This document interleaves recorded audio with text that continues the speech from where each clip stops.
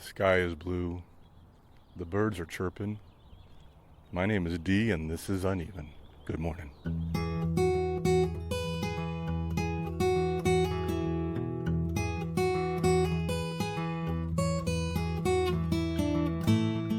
How are you doing this morning? I'm back in Longmont, Colorado, where my in-laws live. Taking a walk this morning. My wife called me last night, and they needed some help.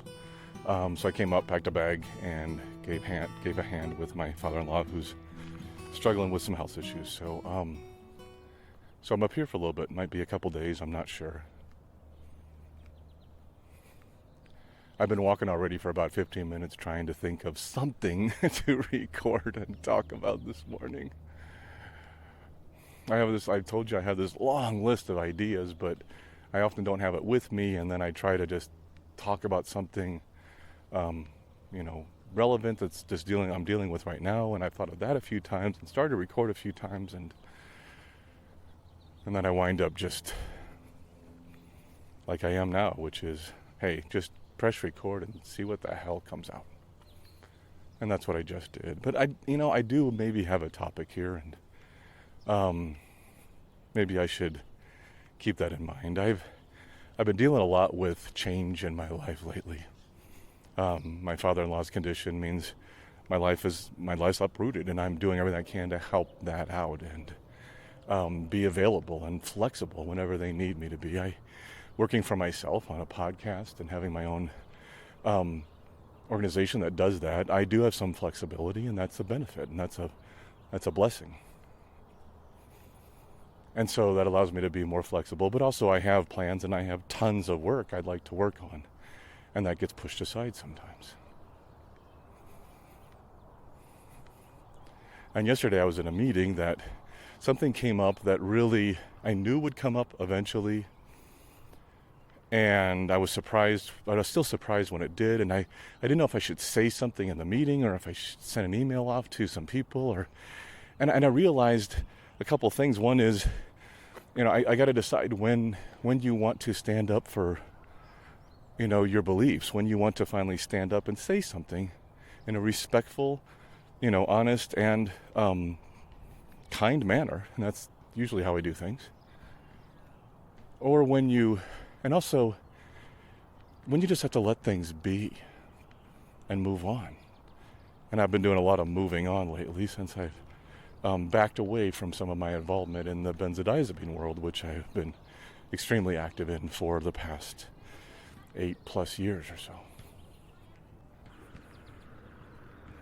So I'm out walking this morning, and it's my opportunity to chat with you. I got to go back here and take over for my wife. She's got some meetings this morning and help out with her dad and try to get him through this. And it's a struggle because I'm dealing with my own problems from other stuff, some neurological issues, but I'm managing, and I know it's not about me, and I'm trying to put those needs aside for a while, or at least still manage those needs, like taking this walk this morning while I'm trying to help out somebody else. But I realize that a lot of these things come back to the root. I think maybe, what's the way I want to put it? Maybe the most common, what am I thinking of? The most common, not cause, but common factor. Let's go with factor. When it comes to anxiety. And that is control. Anxious people are some of the most controlling people in the world. Now, I don't say this in a negative way, as in this is a character flaw. And when I say these people, of course, I am talking about me more than anybody else, because I deal with this all the time.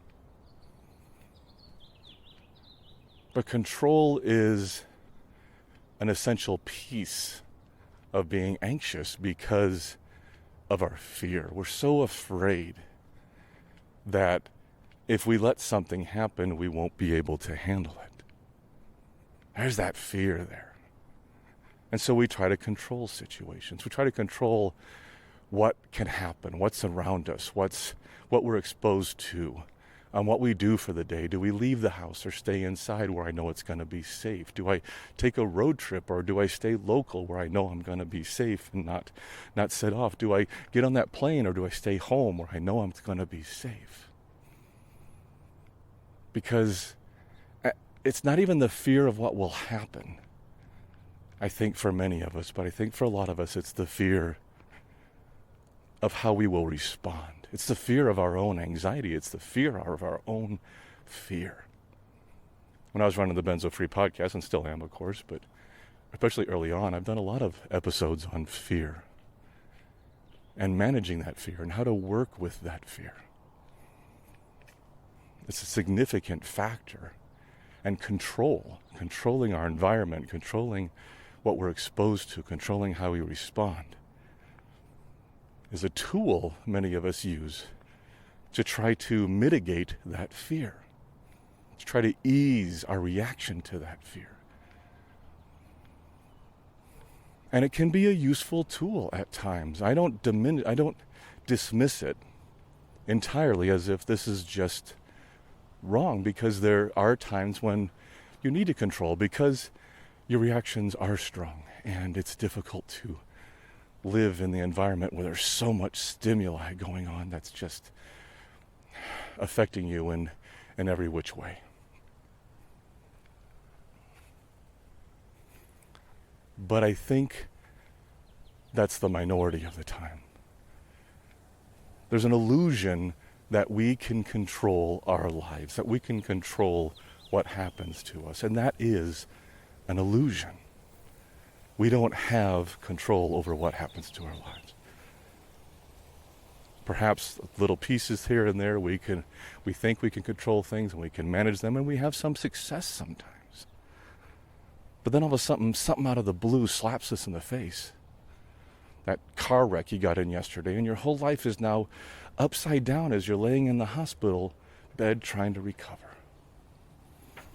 I'm taking a seat here on the bench. Ooh, the sound of a train. I love the sound of the train. Taking a seat on the bench here for a minute. That's a cool sound. I grew up with that sound back in Lenexa, Kansas. And don't get it where I live now. We don't have any train tracks near or close enough to have that echo amongst the, echo throughout the land. And I miss that. I love that sound for some reason. It's a beautiful sound. But there's an illusion to control. There's an illusion that we can avoid any bad thing from happening to us. Oh, dog walking by. Some guy just came right around the corner and this dog looked up at me as I'm talking. Usually I stop talking when somebody walks by because I'm kind of embarrassed, but I didn't see this one coming. But there's an illusion that we can control our lives, and we can't. Maybe we have some control on little things, but even that, I think, is a myth. And I don't know that it's the best thing for us, and that's the real point here. Letting go of control can be an amazing exercise. The time I forget to do it, and I still try to control everything. Oh my God, I am a novice at letting go of control. I will admit that right now. But the times that I've really dedicated myself and tried it in certain circumstances, I have been amazed at how it worked out for me. One of my favorite mantras that I still use today when I meditate is let go, let God. And that's a faith-based one, but you can also use, the universe or the cosmos or logic or whatever you want to as your guidance, as your guide for that. But the basic concept is to take it out of your hands for a little bit and leave it to the world, leave it to God. And that helps me because I realize I may not know what's best in my life. And maybe it's best for me to let things play out. and respond in kind as that happens. And I think losing control or letting go of control is part of that.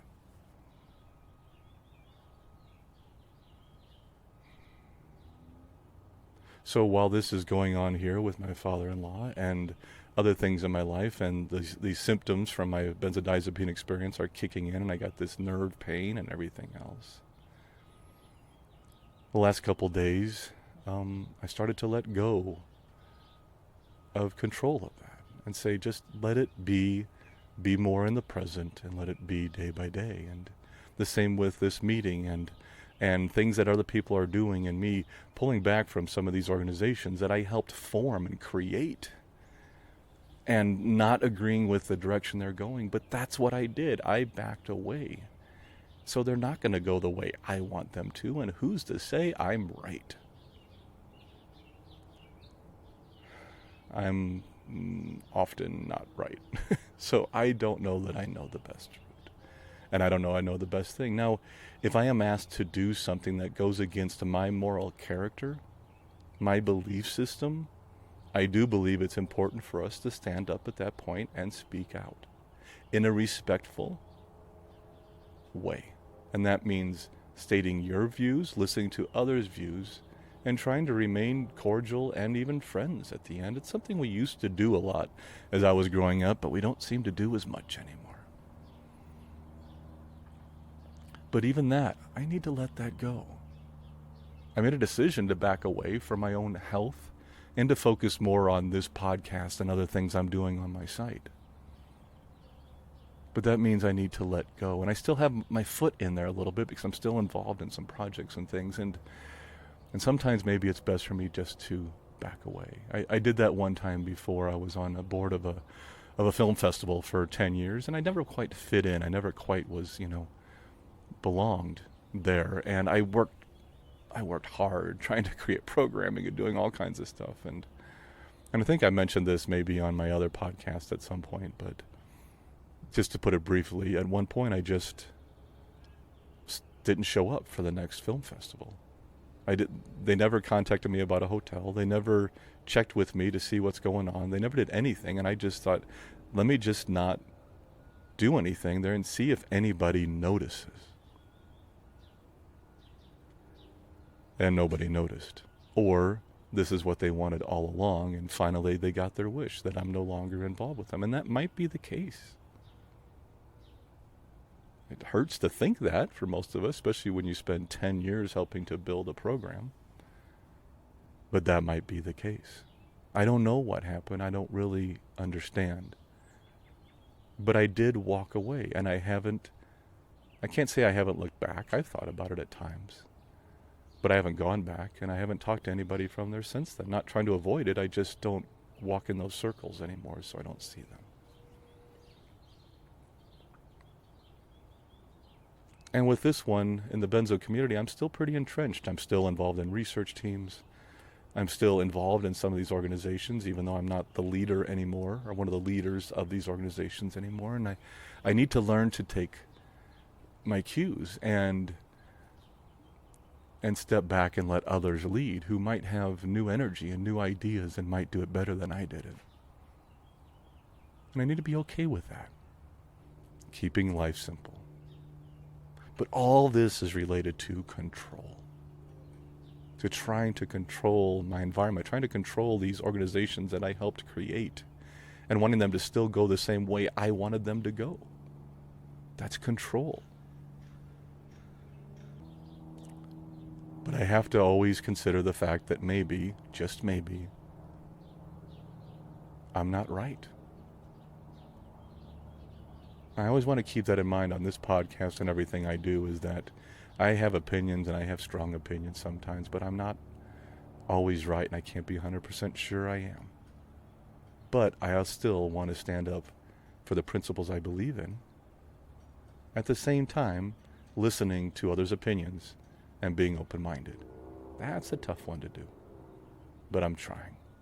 Failing often, but trying.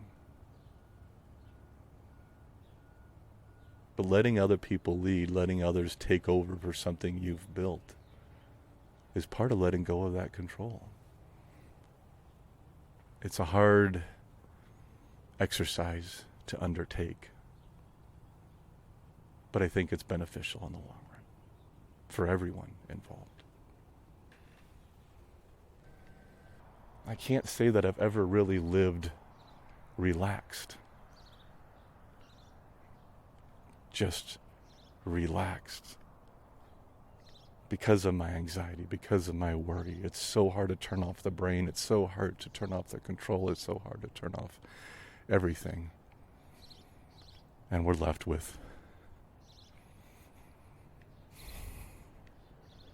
fear and worry and rumination and looping thoughts and all that stuff.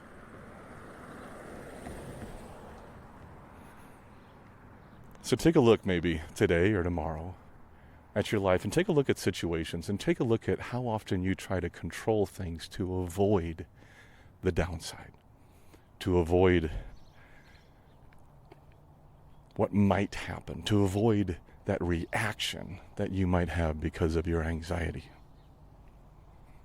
And maybe, just maybe, start with an experiment of, hey, on this one thing, I'm going to let it be. I'm not going to control it. I'm going to let it happen and see how it plays out. I've done this several times in my life, and I have typically been amazed at the results. And I tell you what, today, I'm going to do the same. While I'm up here at Longmont helping out my in-laws, I'm going to just let things be. Try not to control anything. Just be in the moment. Just be with them. Just enjoy the company. Enjoy hanging out with my wife and her parents. And just enjoy helping out another person who's struggling. And just be. I'm back at the house now. And I better go in, get some breakfast, and lend a hand. Y'all take care. I'll talk to you soon. Bye now. Hey, this is Dee. Thank you so much for stopping by and checking out our podcast. I do need to remind everyone that this podcast is for informational purposes only and should never be considered medical, psychological, or professional health advice of any kind. If you or someone you know is dealing with significant mental health issues, please seek professional help. Resources can be found in our show notes and on our website at unevenpodcast.com. Take care of yourself, and I'll catch you on the flip side.